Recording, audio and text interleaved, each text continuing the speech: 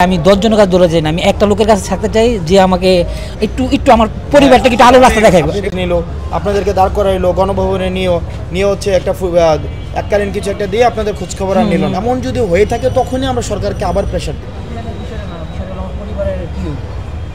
আমার এমন অবস্থা হয়ে যায় কত নম্বর রুম যেন ভাই? 442 নম্বর রুম, 30 নম্বর বেড। আচ্ছা, আপনার কি ওয়াইফ অথবা ফ্যামিলি কেউ আছে আজকে? আমার বাবা ছিল, বাবা সারাদিন ছিল, অপারেশন ছিল, আর বাবাকে বাসা পাঠাই। আপনার পরে আমরা আসতেছি, আমি বলতেছি শুনেন, আপনার চিকিৎসা খরচ 1 নম্বর বিষয়, এটা তো টাকা লাগতেছে না। 2 নম্বর বিষয়, আমৃত্যু আপনার যত ধরনের কর্মসংস্থানের ব্যবস্থা করা যায় এবং আর্থিক যে সহায়তা করা যায় সেটা রাষ্ট্র নিশ্চিত করবে, এবং আপনার সন্তানের লেখাপড়া, পরিবারের দায়িত্ব এগুলো রাষ্ট্র নেবে। আমৃত্যু, আমৃত্যু। কারণ আপনারা মানে এই যে আপনার ক্ষতিটা হয়েছে এটা হচ্ছে দেশের জন্য হয়েছে, তো সুতরাং এর পরবর্তীতে যত ধরনের ক্ষতিপূরণের যে বিষয়গুলো আছে সেটা রাষ্ট্র বহন করবে, এবং এই নিশ্চয়তা আমরা আপনাদেরকে দিচ্ছি। ফাইন, এই নিশ্চয়তা। এবং এটা শুধুমাত্র আপনি না, যত ছাত্র নাগরিক যারাই আহত হয়েছে এই আন্দোলনে প্রত্যেকের দায়িত্ব সরকার নেবে, এবং সম্পূর্ণ দায়িত্ব। যেমন এককালীন একটা অনুদান দিল, আর খোঁজখবর নিল না, এমন যদি হয়ে থাকে তখনই আমরা সরকারকে আবার প্রেশার দেব।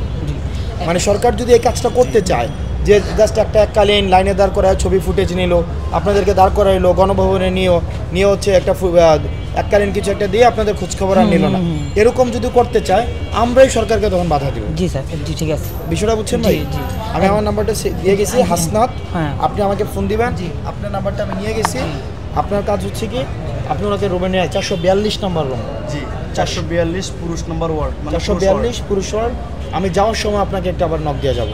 আর বিষয়টা হলো হাসনাত ভাই, বিষয়টা হলো যে আমি কখনো এই 1 মাস যাবত এই অসুস্থ হওয়ার পর 1 মাস যাবত হাসপাতাল দৌড়াদৌড়ি করতেছি, ঢাকা থেকে আমাকে ডিএফ করা হয়েছে।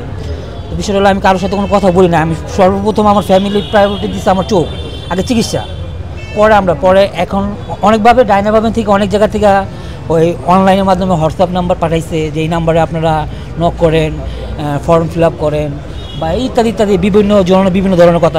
ইভেন বাইকও নিয়েও উপরে একজনে এরকম কথা বলছিল, নিয়ে গেছিলো ভাই আমাকে, ওনার কথা শুনলাম।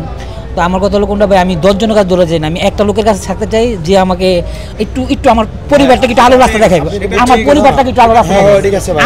আমার তো ভাই চোখের আলোতে আমার তো ভাই কিছু নাই। এমন একটা লোক যে একজনের কাছে পার্সোনাল নাম্বার দিয়ে গেছে, একটু আপনার পার্সোনাল নাম্বারটা আমার একটু দেন। ধরেন আপনার কাছে উনি আসবে, উনি কিন্তু পারবে না। ওনার আব্বু আছে, সকাল ধরে ট্রিটমেন্ট করছে, পরে রেখে গেছে। আমি বলছি যে আঙ্কেল আপনি চলে যান, উনি ভোরবেলায় আসছেন, ঠিক আছে, ওই ইস্যুর থেকে খুব কষ্ট হয়েছে। আমি বলছি যে আপনার আসার প্রয়োজন নেই, আপনি